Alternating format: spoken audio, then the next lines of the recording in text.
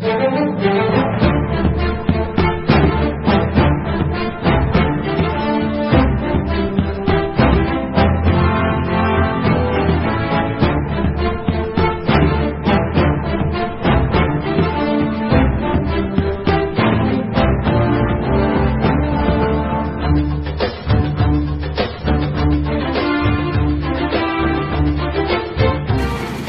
bersama rakyat TNI kuat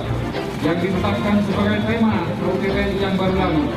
bukanlah semata-mata kalimat yang dibuat sendiri supaya manis didengar, tetapi karena TNI sangat menyadari dahsyatnya kekuatan kebersamaan dalam mempertahankan kedaulatan dan mengawal eksistensi NKRI.